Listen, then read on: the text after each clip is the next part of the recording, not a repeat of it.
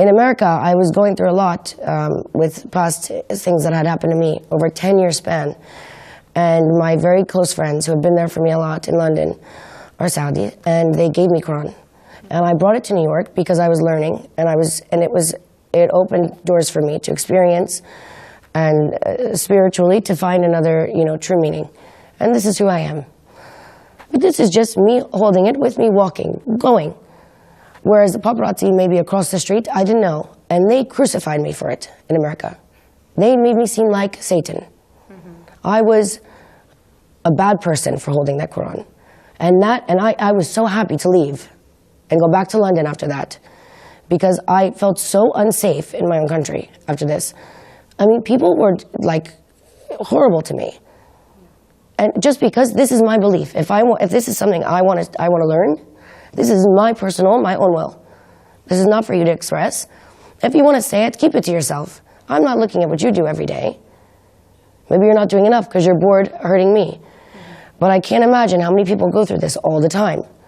And that made me feel like an outsider. So I understand why, the Turkish people are upset, because they live in a great, beautiful place.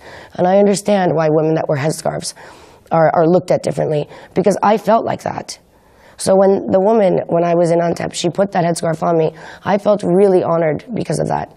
Because she went out of her own way to allow me to be part of her culture. And she didn't have to do that. I was a stranger to her. And I merely said I really liked the color of her headscarf, and she gave it to me. And maybe she only has 2, and she gave me 1. There's more to that story that occurs.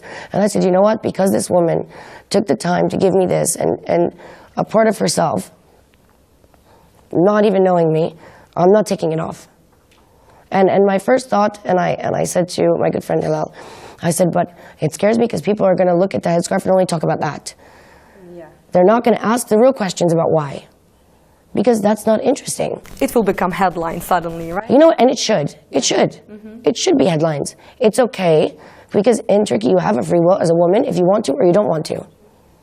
That's why it's amazing here. You can choose what you want and it's accepted. Whereas I'm in America holding a Qur'an and I'm the devil. No, you have to acknowledge the good parts of a place where we think is so bad. People think it's so dangerous. It's we're sitting in a really nice place, and we're very lucky to even be here. Yeah. So it's about time we start, recognizing the truth and doing something.